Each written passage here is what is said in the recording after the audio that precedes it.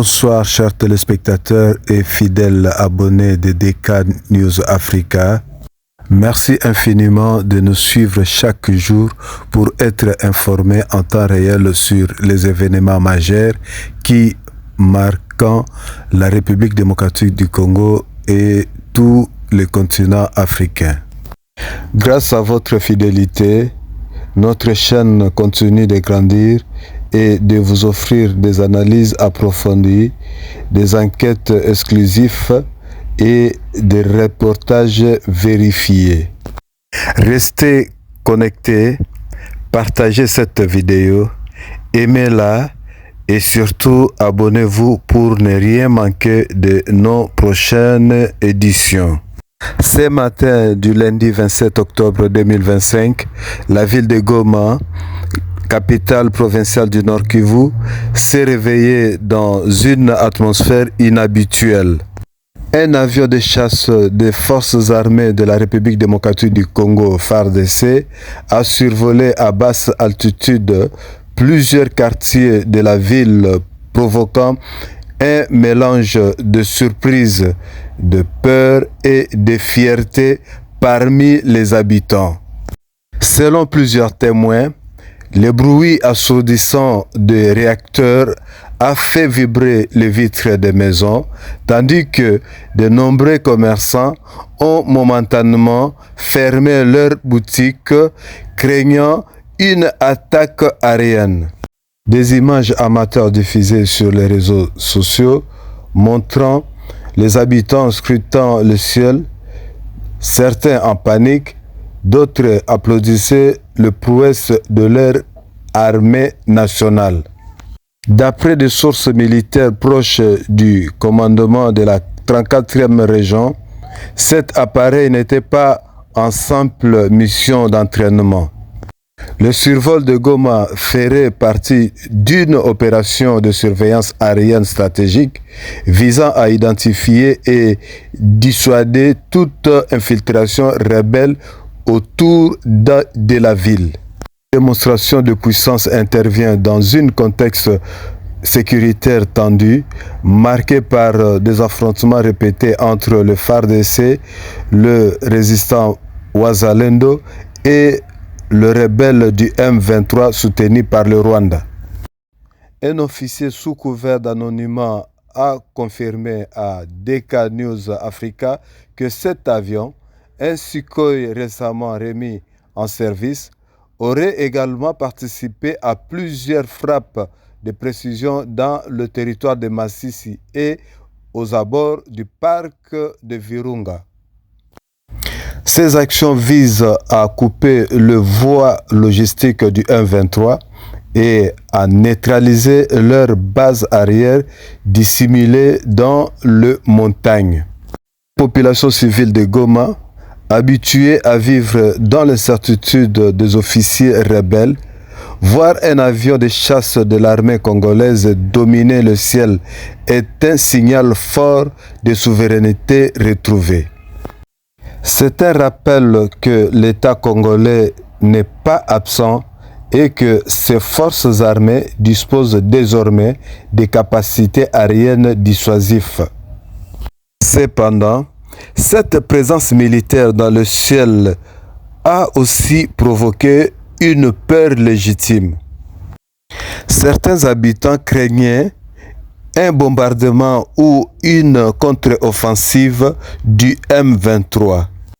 D'autres, en revanche, ont exprimé leur fierté, considérant ce survol comme une bénédiction militaire, symbole d'une armée qui reprend confiance après des mois de doutes et de combats acharnés.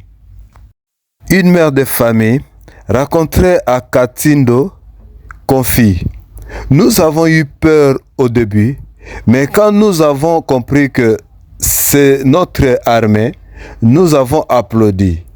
C'est une bonne chose de voir que nos forces sont prêtes à défendre notre ville. Ce survol de Goma intervient quelques jours après la libération de Rubaya, grande cité minière du Nord Kivu, où le FARDC et les forces d'autodéfense Wazalendo ont réussi à reprendre le contrôle face au M23. Les Wazalendo, motivés par un profond sentiment patriotique, servent aujourd'hui d'appui terrestre, tandis que le FARDC déploie la puissance aérienne et logistique. Le survol de Goma par un avion de chasse n'est donc pas seulement une opération militaire, mais aussi un message politique et psychologique fort. Le Congo contrôle son ciel, protège son sol et défend son peuple. À l'échelle régionale, cette démonstration de force vise aussi à rappeler la souveraineté de la RDC face aux puissances étrangères accusées d'ingérence dans la guerre de l'Est. Depuis plusieurs mois, Kinshasa dénonce la présence de troupes étrangères dans le rang du M23, notamment en provenance du Rwanda. Le survol de Goma est donc interprété par plusieurs analystes comme un avertissement à Kigali. L'armée congolaise est prête à défendre chaque centimètre carré de son territoire. De plus, cette opération militaire envoie un message diplomatique à la communauté internationale, souvent silencieuse face aux violations de la souveraineté congolaise. Elle montre que la République démocratique du Congo ne compte plus uniquement sur le dialogue de paix, mais aussi sur la force légitime de ses FARDC pour se faire respecter. Sur les réseaux sociaux, des milliers d'internautes ont relayé les images de survol en scandant des messages de soutien. Vive nos FARDC, vive les Wazalendo, la patrie ou la mort, nous vaincrons. Ces slogans, jadis réservés au temps de guerre, deviennent aujourd'hui un cri de ralliement populaire. Population, longtemps découragée par le revers militaire, retrouve un sentiment de fierté nationale.